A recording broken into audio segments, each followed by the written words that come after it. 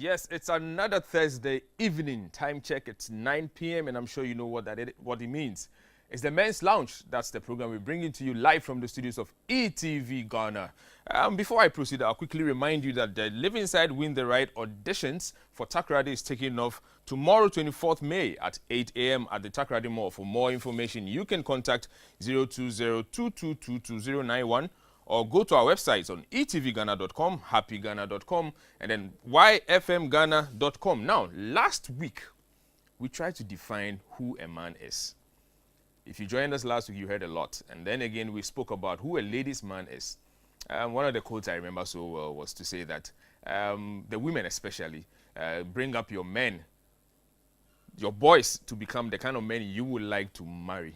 Isn't it some deep thought over there? All right, so today or this evening, we'll be talking about the mindset of a man. The mindset of a man. I have two wonderful people as guests who will be joining me shortly. They're already here, but I'll have them join us after this short commercial break. We'll be back shortly.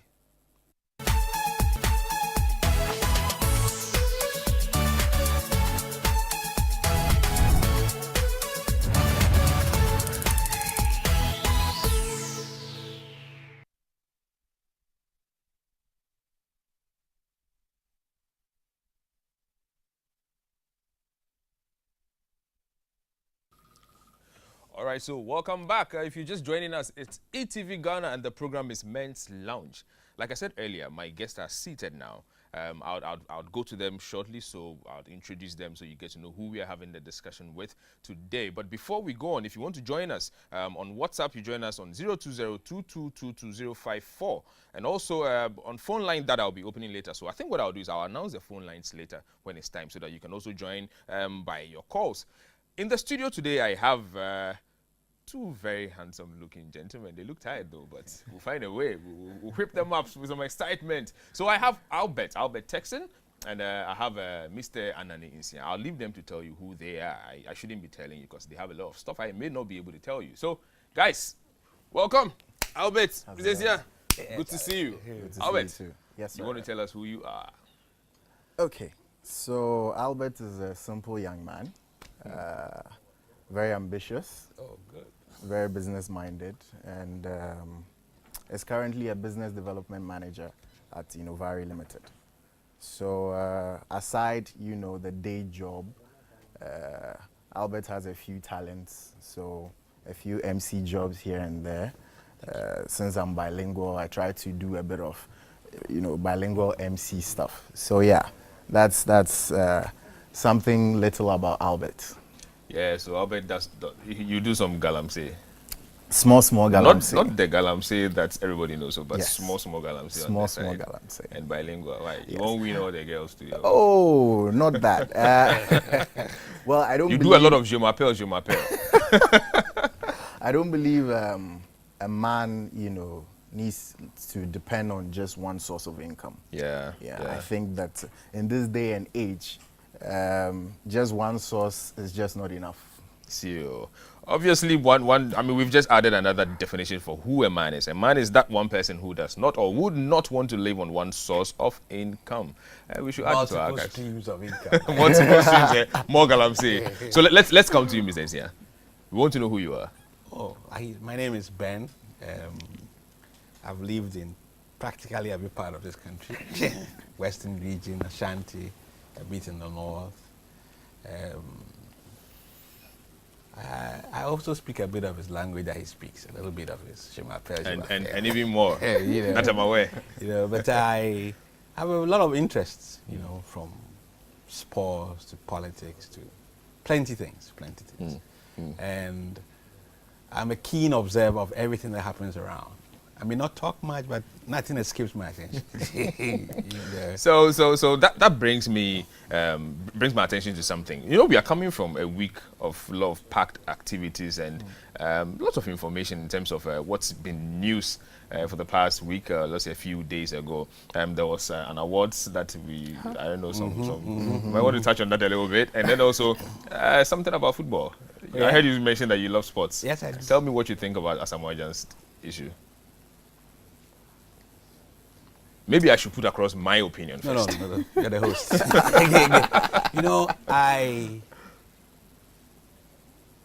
let me be historical. Some time ago, before France won the World Cup, there was a European, what do you call it, a European thing, Yeah. 2 years before. And those times, Eric Cantona and another guy, I think David Ginola or something, they were top flight players. But they had issues, discipline, and so on and so on. I'm not saying Azerbaijan is in discipline, but the coach then, I think his name was Emile Jacquet or something, he thought that they would destroy the group dynamics if they were brought in. So he kept them out. And the team did not win the Euros, but they went on to win the World Cup. So one man is not more important than the group. You see what I'm saying? And sometimes if we give somebody a responsibility, that's my opinion, we must give him the power to make the decisions that he thinks are best. If we don't like him, we fire him. But till he's still in the position, we shouldn't undermine any decision he takes. That is not to say, though, that the intervention of the president was undermining. But if, in my opinion, the coach thinks Mr. X or Y should be captain, and you don't like it, you stay out. I mean, nobody's going to beg you to be. That's what I think. You believe in the fire him? Yes, of course. Albert, Yes. what's your take on that? Okay. I think Asamoah has paid his dues to Ghana, honestly. He's a brilliant player. He has served Ghana very well, played in the Black Stars for so many years. I mean, with all that is going on, the internal whatevers that are going on, I think that if he decided that he was ready to step aside, hey, on that point, I do agree with Mr. Nsia. We should let him go. And we have given the coach a duty to do. If he deems fit that at this point, I want someone else to be captain, why not? So guys, this is not emotional. This is the men talking, and they're saying that, look, But you see, if it's a decision yeah. to let him go, let him go. But That's what it is. To be fair, Yeah. the coach never publicly said, at least to my hearing, Anyway, that that's these true. are the reasons. It was reported that he had said that, and that was also based on some prophecy or some ridiculous stuff like that. So we have to be a little circumspect Yeah, how we yeah. draw conclusions Exactly. Yes. based on all kinds of things we can't even call factual. Well, for us in the You know. for us in the lounge, our main objective, in fact, what we want is to have people develop into men so that we can bring them onto the show. I'd love to know if his decision or whatever happened made him a boy or a man. If he's a man, I want to have him in the studio one of these But you days. see, we should always have a long-term view. One thing I like about the Chinese as a people, the Chinese, 100 years is nothing. If we are going to sack somebody and lose a tournament, so be it. If it will instill discipline and a certain sense of a higher calling in people, that you're just a little dot in the whole stretch of human history since wherever it started.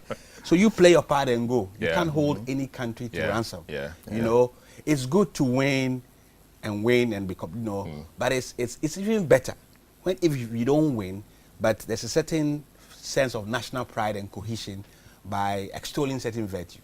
That's why, for example, I never liked the idea of overage players in under 17. That's just nonsense. But that's been taken care of. Pardon my That's language. been taken. No, but that's been taken Because care of. you win, you know you're cheating. Yes. Then the ultimate aim is to have people who would develop, and then they don't develop. If you look at those who were generally under 17 at that time, they were the ones who, like Asamoah Gyan, who And they stayed did on. better. Yes. And they did so better. for me, if we win the tournament, it's fine. If we don't win, it's also fine. Just that we should put up a good display. The team should behave well. Nobody should Ghanaians come don't up with funny stories in camp about all kinds of stuff. Ghanaians There should don't be believe a certain that set of it's military fine. order.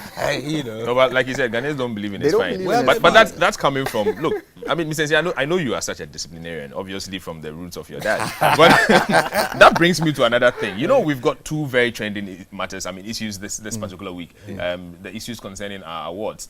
I mean, look, I've seen what some agencies like the Ghana Tourism Authority and some other agencies whose mandate is to market the country, the efforts they've put in doing some of these things. And then, boom, all of a sudden, a simple awards. And I mean, I hear there was about 42 countries watching. And look, the brand Ghana is a big problem. And for me, if you ask me, I think what happened there were just character of boys. I mean, those people, in my opinion, won't fit to be on this table with us. I don't know what you think, but coming from this place, I'm sure you say they should be arrested. You know, when it comes to last week, your show was about men. Yeah. What makes men men? Yes. You know, I think that when we talk about men, we talk about boys who have grown to a certain level that you can call them responsible. And when you add that responsible to it is when you can actually call them men. Now, the behavior they exhibited on that day, I mean, there's nothing you can call responsible. Yeah, nothing responsible. I'm not going to say this side or that side. Both of them are at fault. And I personally think that, indeed, they should be punished for what they did because they've tarnished the image of Ghana. They've tarnished their own image, you know, and this is a brand that we're selling. Yeah. So to come and distort everything like this and pull guns and all of that, I mean, that's just we too know much. that all over the world, people in show business, like most creatives, sometimes you must allow certain excesses. But that's why, for example, they dress in strange ways and we tolerate it. The man is a designer. But that's the trend. That might Half be of the his trend. hair is green, one is blue, and so on, you know. But where they do things that are infractions of the law, Yeah. there should be no exemptions, you know, and the action the police has taken, I mean, I think they were slow in responding because I can't see ministers of state in a room and somebody pulls a gun and the guy is not tackled down and disarmed immediately. I mean, those things, maybe they will handle it, whoever has to handle it. But if they've broken the law, they should be treated just like everybody else. And the course of action we've seen, I mean, being detained and being, you know, it shows that they are not above the law. I'm sure it might modify their behavior in ways that we want. We want them to still have their creative edge and give us the songs that we want to listen to. Yeah, But jam to them. Guys, I mean, those of us who want to know our levels and all of that. but they should not do things like that because they have quite a huge following. Yeah. And you shouldn't let young minds think that you can get away with everything because you're popular. Whether you're a footballer or you're a musician or you're a politician, whoever you are, you break the law, you face the law. You need to be dealt I with. agree 100%. I totally agree with him as well. But yeah, so what it means for us here is that we want you to grow to be men. Take that responsibility. Be a man so you can join us over here. All right? So that brings us dovetailing into our topic for today. And the topic, like I mentioned earlier, is what is the mindset of a man? We call ourselves men. How do we think? To say. I mean, how? When we see things red, do we think it's red or we think it's blue? I'll start from Ms. Nsia. No, I don't think you can generalize, really. I mean, I think of course, there's the biological factor that makes us different from women. You know, these days, because even the distinctions are even getting confused because I don't know whether they are here or in between, Mr. Or but basically, it's socialization. Society has somehow shaped us in a certain way, and we're expected to play certain roles. You know, be the leaders. The women don't like it too much, but that's the way it is, and we like it as it is. You know, but that goes with the responsibility. You know, in the old days when everybody lived in a hut, you had to be strong. You had to have a spear to develop. You know, in fact, in some tribes or some ethnic groups, let's be politically correct, if you couldn't kill a lion or something, you're not entitled to a wife. You know? Oh yes. Are you serious? Go ask the Maasai. We don't want any cowards. You know, you know, you had to be ready.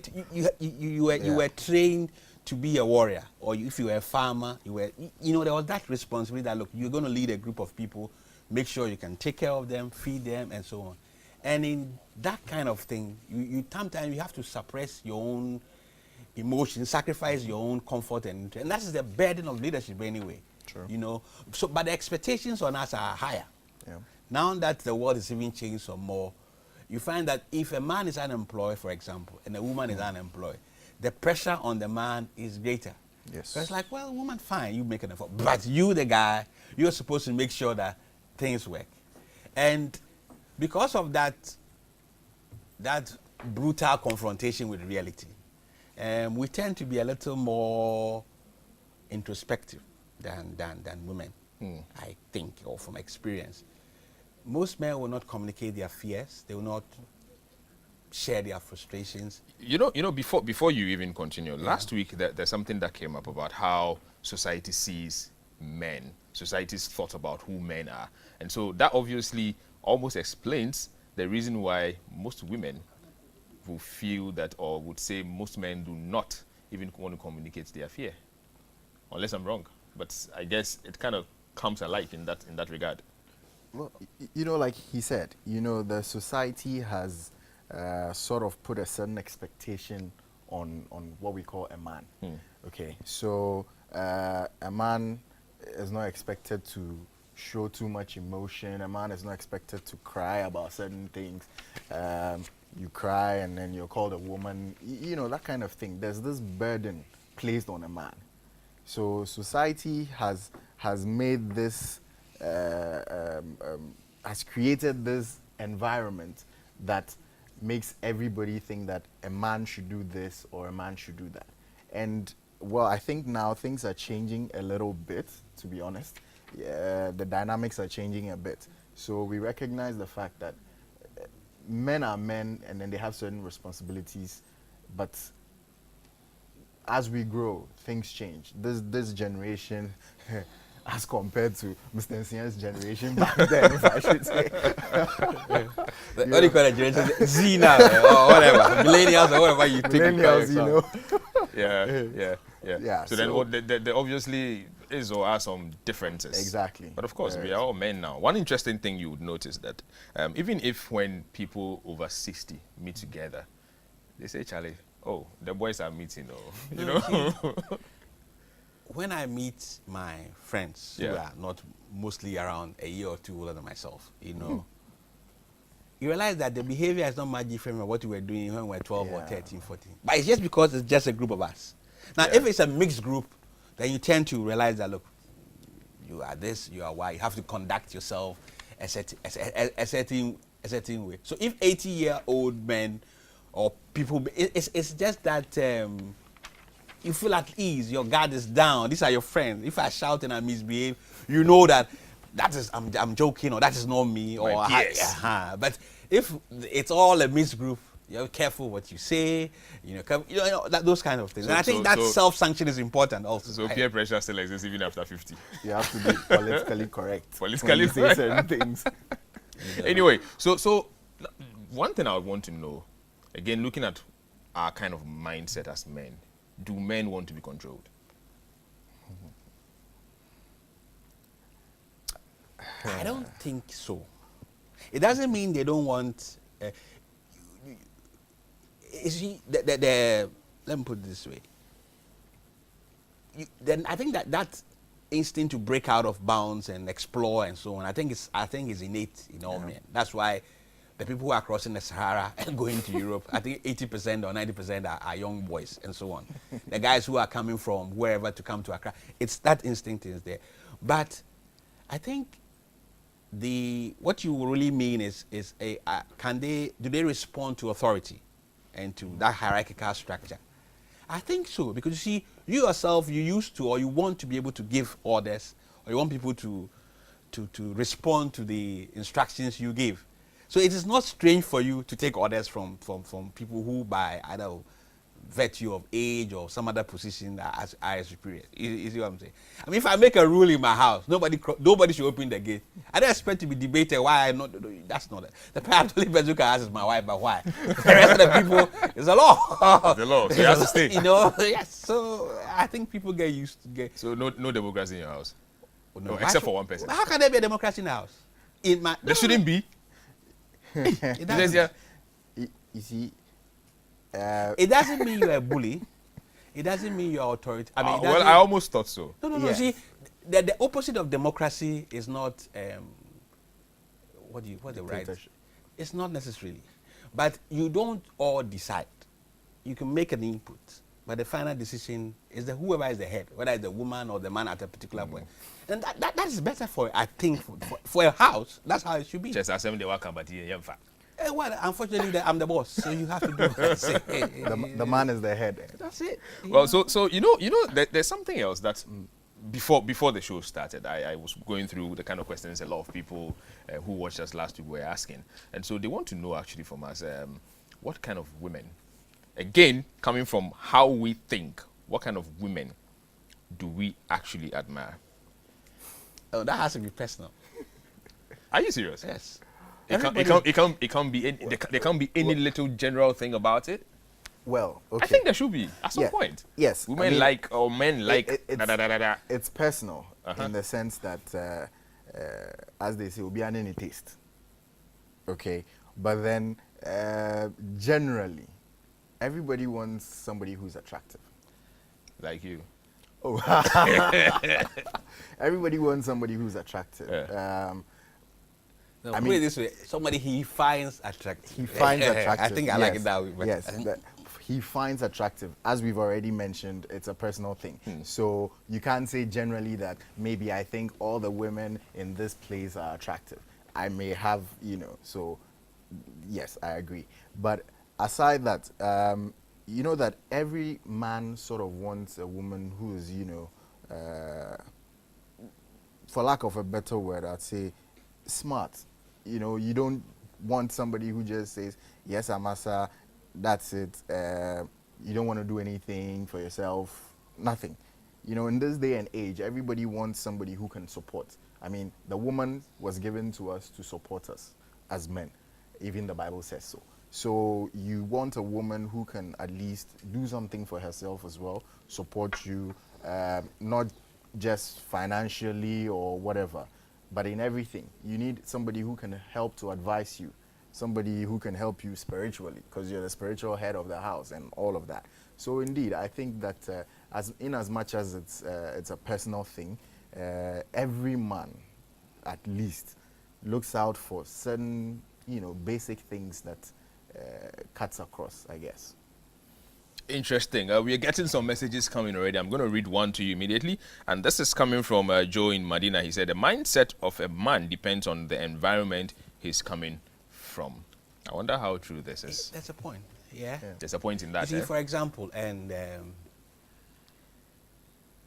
some societies are so, how do you call it? So male dominated, that they see it as a sign of weakness, even if you show affection publicly or if you treat women a certain way. And that is just cultural conditioning. It's the way you are socialized. So you think that is the way to behave. Others might go the very extreme point that probably you might not like. So I think what he says has a lot of merit in that. Yeah, I do agree. I mean, like Mr. Nsia is saying, in certain societies, the man is the head, the man gives the orders, and that's it. Even some ladies grow up in such environments, and then for them, it's only yes, amasa, mekotokoto, and that's it. The man is the man, and I have no say. So if you grow up in such an environment, it tends to, influence the way you think. I remember when I was young, my parents had a friend, a family from Navrongo, and they used to visit us, and we used to go there. And then they came to our house one day, and that was mopping the kitchen, and the woman was furious. I was like, maybe like 11 or 10 or something. She said, how do you make a boy go scrub the kitchen? Boys shouldn't do that. Then my mom said, what do you do? That's when the guy eats. He does everything that boy does. When he's old enough to live in the house, he can do. But decide. so long as he stays in his house, there's no distinction difference between what a boy does. And so obviously the environment also Yes. contributes to Yes. the mindset of a man. Well, we'll But take I wanted that. to chip in on what he said about. I don't think you can generalize for all men what they like. For example, why is it that if you observe especially these are African American brothers or the diaspora, like when they become prosperous, they tend to go for the Robin Givens type of woman, the femme fatale kind of, you see, or they go white, and ask yourself, why is it so, and they seem to be making perhaps from where you sit, very obviously childish and wrong decisions. You know, you can see at a go that these people, they don't complement each other. But perhaps there's a certain need, a certain affirmation they think they get by projecting these people as their partners. So you really can't generalize. But what I know is that you get attracted to somebody who compliments you. You probably don't go around with a checklist saying, "Oh, is she 5'7", 36, 24, blah blah blah," all those things. You know, and you don't do that. But in your interaction, you just find the person's company interesting. You like the conversation, and you know there's a certain need, and perhaps unconscious, that a person meets, and so the bonding comes in. So the person I may like, you may not like. For you know, I like to read romantic poetry in the evening. You know, go and read Browning, and this might be a professor of English. So it makes it easy. So, but you see, like he's saying, he's saying that you look out for somebody who compliments you. I think that could run across for every man. You know, maybe in terms of the nitty-gritties, if this person is attractive, if you know she's Coca-Cola shaped. Maybe I like boobs, so she has boobs or something. You like what? Yeah, sorry. But I didn't hear that, right? Oh, but he said it. He said he loves boobs. I heard it. Albert loves boobs. I'm just giving an example, you know. Albert, you sure? But You're my what I'm friend. trying to say, what I'm trying to say is, at least it cuts across that you kind of look out for somebody who can compliment you. Yeah, you obviously. understand? So everybody at least has that basis, and I think that works. Wow, so if you're just joining us, it's still ETV Ghana and the program is Men's Lounge. We'll take a short commercial break. We'll be back shortly. Stay tuned.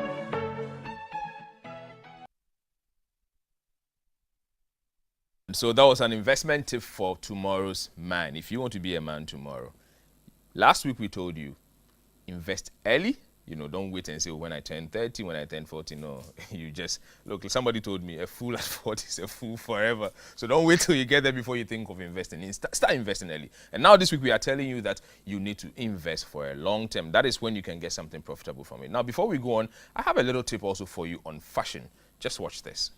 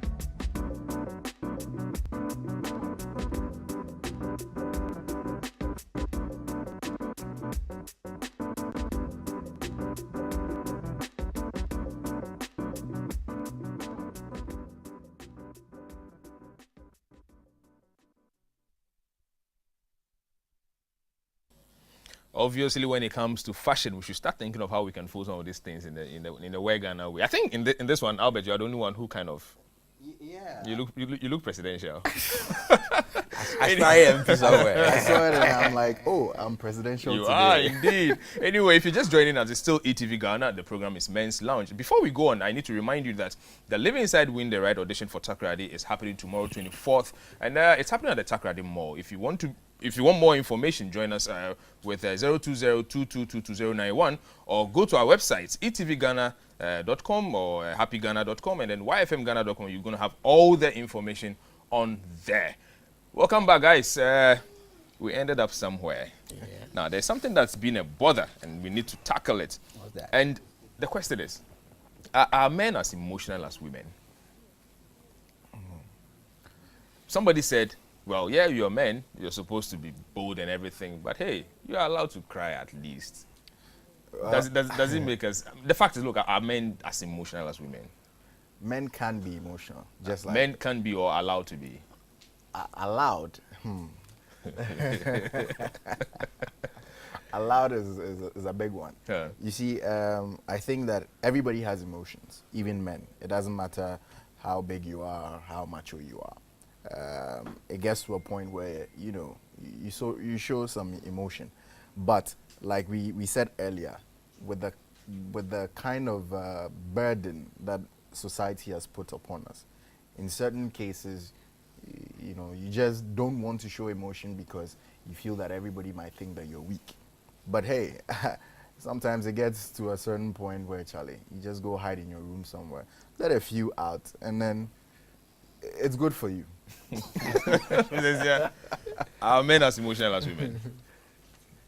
No, I don't think so. And again, it comes to the point. Things like Burma and Sunni, Yeah. Burma boy, and so on. No. The point is, what are you crying for? You're supposed to be solving the problem. So the same level of stress, you are not expected to show the same kind of response. And it's not only Ghanaian, it's universal. And it comes with leadership. When everybody is down and beaten and frustrated, somebody must rise above all that and then try and chat the way. So you don't encourage boys to cry at all. Not that they can't show love and and that kind of be gentle and so on, but in the face of adversity, they must face it with a certain stoic resistance. No, I agree. A man needs to show leadership, so in the face of adversity, you don't show weakness and all. But what I'm saying is that he's asking if we are allowed. As for allowed, Allowed? What? I don't know. So that's what I'm saying, that when something like that comes, sometimes you need to reboot so that you can stand firm and let everybody know that you're the man. So in such cases, you go hide somewhere and then you let a few out, let off the steam a bit, and then when you come back, you take charge. Everybody sees that side of you, but they don't see the other side. So when you are back, I'm the man. Oh yes. But out there, Charlie. No, you're human. Look at the Japanese. Mm-hmm. They have these. This is Japan before modern time. Japan, yeah. They had this samurai code where you committed. They call it seppuku or something. Like you kill yourself. Yeah. If it was seen as a mark of honor. Yes. You kneel down, draw yourself. And you have to be a man to be able to do that. And they did that with because it's worse to be called a coward than to die. I mean, the impact on your generations. Oh, that's the great grandson of that useless coward. The great grandson of that useless coward. So I think it's all socialization. Yeah, I get that. I get that. And I don't think women like to see you cry. Not that they don't want to see you sad. But then when you do that, you destabilize them too.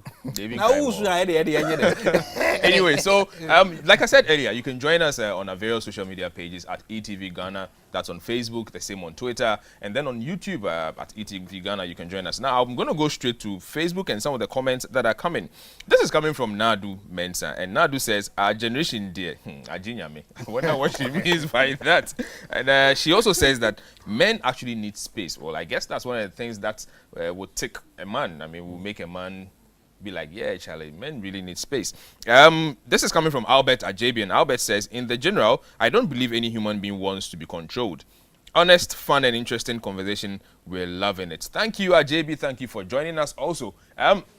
Like I did say earlier, the phone lines will be open shortly. I'll announce the line so we can move on. But one other thing, talking about commitment. Oftentimes the women say they are more committed. And it almost looks as though the men don't want to be committed. But from the mindset of a man, do we love to be committed? Or do we want to be committed? Mr. Nsia is married, so I'll let him answer first. Why? I'll bet you start. I like him. I don't mind. You know, I don't mind. I think. No, but I have an opinion on it. So. Oh, you do? I know you do. No, I think it's perhaps a matter of time, chronology, you see. Take two guys in 22, 24, same year group, and so on. The girl gets out of school. In the next 2-3 years, people want to be seeing somebody saying that we're getting married in 2 or 3 years.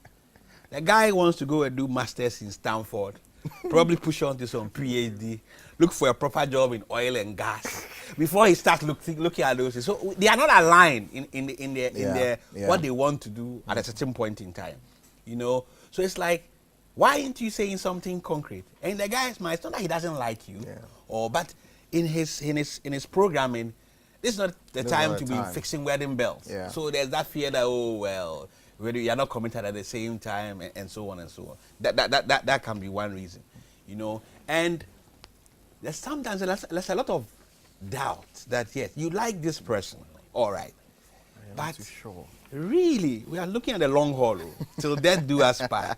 Am I making the right choice, or is hormones that is pushing me in a certain direction? So we are a little more careful, cautious to open your mouth to say some things some people want you to hear at certain time along the way, you know. And there's also that apprehension that now I'm going to lose my freedom, you know. Now you have to respond to this. That was actually the next thing I was coming to. Because I hear a lot of people say that, look, men love our freedom. We just want our freedom, whether married, whatever. We just want our freedom. How true is this? I mean, from our mindset, is it that, are they right, or we should be telling them what exactly we want and probably not freedom? Okay, so I think that every man at a certain point in time just wants to be, excuse me, let go a bit. You know, you get a bit too close, too clingy, for lack of a better word, and then men just start to feel a bit stifled. You know, yes, you get together. To be honest, I think that it just doesn't apply to only men. Even women, I think, at some point, just want to have a bit of freedom. Girls' night out or something without the man. And those kind of things. It's not just a one-way street, you know. Women are not always the ones asking and all of that. It gets to a point where maybe the woman also wants to have some free time. So yes, it's not like we're afraid of commitment, but then it gets to a point where everybody just wants to have a bit of, you know, time for themselves, which is pretty good, I think. Yes. The point from an experience. Now tell us, do you want your freedom? Your wife is watching. No, she knows. No. See, there are times when I need space. I'm not angry. Yeah. I'm not in a bad mood. You've done that. You know my favorite time of the whole 24 hours? Between like 2 a.m. to like 5. The whole world is quiet. Everybody's asleep. I'm watching my CNN alone or something alone. You know, and I love that. Wouldn't she feel ignored? No. It's not like you're ignoring her or something. Because you know, sometimes they feel we don't see their emotions. We don't feel their emotions. My wife is very mature about that. Sometimes she can be there sitting here doing whatever she's doing. You're sitting there reading your magazine or your book or something.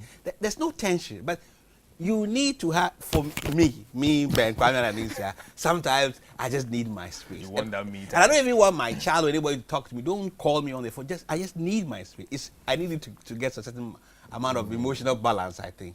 You know, and I think people express it in different ways. It's not like you know, and you need that. And sometimes just you think about stuff. You draw scenarios in your head, have dreams and visions and new plans and new ideas. I mean, I remember someone had told me once that money moves at night, and it takes a sound mind to grab it. Yeah. And I didn't understand, good but counsel. yeah, but that's what he said. He told me this about 12 years ago, and I still remember. And that makes a lot of sense, isn't it? Yeah. So, guys, if you're just joining us, I'm going to tell you the WhatsApp line. You can join us with 020-2222-054, 020-2222-054. You can join in the conversation. Send us your WhatsApp chat, and we will surely read it. And again, I'm going to open the phone lines now, so that you can start calling. The number is 0555 657278. I repeat, 0555 657278. Guys. Now, back on the freedom me time thing. I mean, this is a bit funny, but then, to be honest, I think, well, I'm not married yet, but then even living in my own house, I mean, my parents, well, living in a house, my favorite place, funny enough, is the washroom. You're there alone. You're there alone. No. Hear me right. These are the guys who spend like an hour in the washroom, blocking traffic. Sometimes, right, when you're there alone, Yeah. you think. Yeah. You see, you think about very important things. You read about important things. You plan. You strategize. Sometimes for your day, sometimes for the year. Some of these very important decisions that you take in life. You're there. You're alone. Okay, that is as the Ghanaians would say, private. Make up private. Because it's like private time for you. You understand? Everybody wants some quality quiet time. Even with God, what do you do? Of course, quiet you time. need that time. Your You me time understand? is one of the Your best me times for you and your God. Your me time with God. Yeah, Your yeah, I me get time that. with yourself. Of course. Don't mind the room that you're in. Do you wonder what obviously the women will be thinking when we ask for our freedom? Oh, Or a we lot wanna of have it? things. No, you see, You don't want to try it? I don't want to try. No. no, see, you have to manage those things. Over time, they get to know what you are. Yeah. I mean, when I'm quiet, Yeah. like she asks, well, let me not talk about my private life. but she'll find out, are you okay? If she knows like I'm not sick or I'm not Yeah. feeling well, they know it's one of those times. She'll just leave you, And after a while, you check. You want to eat or something? You want a cup of tea? And, if I say yes, so the boy's all right. He like so she know, but it's not like you do it all the All the time. time, That's yes. not right. Yes. Sometimes So I mean, trying to wrap up a little bit.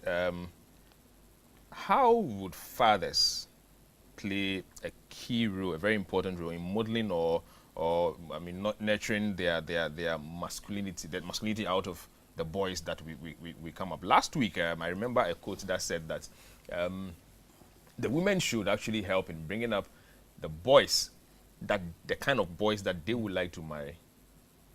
And today, my question to all of us is, so how do men play that key role in nurturing that masculinity in a boy to become or to be called a man? What role do we play? Albert, don't say you are not married. You Oh, don't no. answer this one. No, You have an idea. I wasn't going there. Actually, I think that the generations also matter. I mean, gone are the days when, even when you do something as a child, the mothers would always say, "Oh, Papa, ba me katre no." It's like there was this fear. We had this fear for our fathers. Sometimes they are just these cool dudes who won't do anything. But then the mothers have already put that kind of fear into you, and you are literally afraid of your dad, that he's going to do something to you. You see, and in certain cases, you don't have that kind of relationship with your father for him to really mold you, and it's left to the mothers. But your question is, how do we get the fathers, to help to do this? And in this generation, seriously, I think that with what I'm seeing, fathers need to take a bit of charge of taking care of the boys and helping groom them to become men. Because if you don't take charge, and the way things are going now, I wonder the kind of men that we're going to have in the near future. Because you can just literally see that some people may have fathers, but they end up like they didn't have fathers at all. Yeah. See? It's because there isn't that relationship between the boys and the fathers. And I'm sure No, that you he see, has more the experience. moment you become a father, you have a big responsibility. Exactly. Yeah. You know, let's go back again. Like, imagine. So Are you running out of time? No. I'll come back to you. I'll Yeah. have a call on the line. Hello, caller. Tell us your name and then where you're calling from. My name is Emmanuel and I'm calling from Awushi. Hi, Emmanuel. Let's hear you. I think you asked a very vital questions which a lot of fathers or young fathers now would have to take very particular attention to. You see, as young men or as young fathers, we have grown up in a society where our fathers more of, I wouldn't say devil, but we are scared of them. We hardly talk to our fathers. Personally, I grew up to the university level before I found out that my father was virtually the one paying everything in the house. Because the fathers are busy, they give the money to the mothers to shop, they give the money to the mothers to pay school fees, they give the money to the mothers to do everything. Yeah. And you grow up in a home where you are scolded, you do something wrong and your mother goes like, hey, young man, when your father comes, you're in trouble. And we the men too, when they come and they tell us, we don't listen to the We don't even ask questions and we start beating them. Yes, so we tend to look some way in front of our kids. I have a young boy and he misbehaves and my wife goes like, I hear him from the kitchen going like, hey, I'm going to tell your father. And I walk there and I tell them, if he does something in front of you, you scold him, or when I come and you tell me, I'll just walk and pass. But you can't let me look a certain idol in front of my child and you take all the glory. Yeah. Emmanuel, thank you very much for that contribution, Emmanuel. And he hit it. Thank you. I think he just hit it right on the spot. And he's saying exactly what I'm saying. Exactly. You see, there's this fear of fathers, you know. Well, I can't say the same for me. I mean, I also had the, I'll tell your daddy sometimes, but mommy would just give it to you right there. And I am lucky to have at least a good relationship with both parents. So I think, I hope that I've turned out as a nice gentleman. I'm sure they're proud of you. But no, let me say it. Yes, I'm asking if you can, testify to that. Not But you see, that's the point I'm trying to make. So there is no relationship. There's no cordial relationship between the fathers and the children. And you end up growing up seeing your father in a certain way that, they need to cut the men some slack. We'll cut the men some slack. And like I was saying, that when you become a parent, you have a big responsibility. Yeah. Because you are shaping somebody who's going to fill your role later on. Yeah. And so the first one is how you relate to your wife. I have a cousin who is a Reverend minister. And he says, if you want to know somebody who is anointed, a so-called anointed man, go and ask his wife whether this man is anointed or not. And it's because in the house you can't act. Yeah. So if you are rude, it will show. Yeah. If you don't speak well to your wife, it will show. And they see. So you have to set an example. You have to be conscious that your conduct is on CCTV all the time. and when they see the way you treat their mother, a proper, well-groomed, Kwabuche type gentleman, maybe. That's why you went to school, right? No. At least you see me as a gentleman. It makes a difference. Yeah. They realize that this is the way to do things, and then the communication channels have to be open. Yeah. And you must have time to answer any question, right from when they are very young. What is this and what is that and what is that, and especially when they get to the impressionable teenage years. Yeah.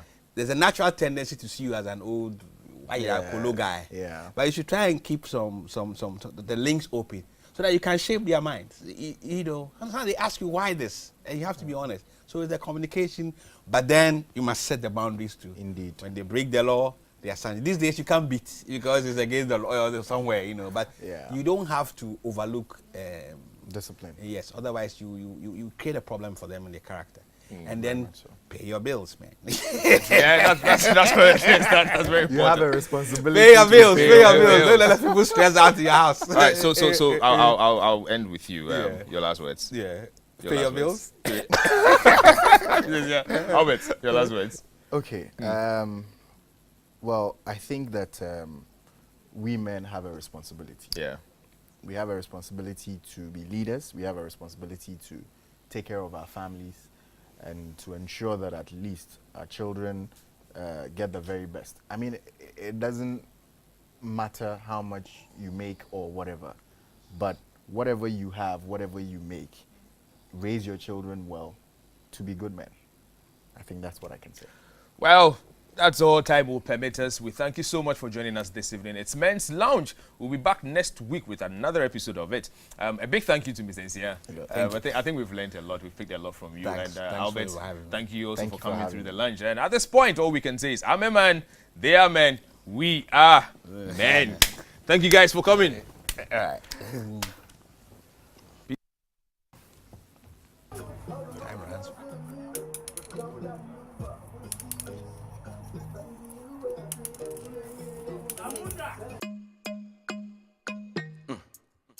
We had to do that, right? Saga. Eba, King Kiba. Boys se kasaba de kwa. Be flavor. Yeah. Let's go. Eba, King Kiba. Boys se kasaba de kwa. Ope flavor. Yeah. Feeling the AD, all the mother girls feeling me. Young Daddy Loomba with a steez. But EBU way I pick, yeah. Say I can't anti. Or then it's our many. The name who I want to say I Kim promise. All for you. Yeah, you know 1-1, but see I 4 for 2. Magic stick touching, feel the cruise. What we they do, me hun sempi, see where in any taste and see, I know.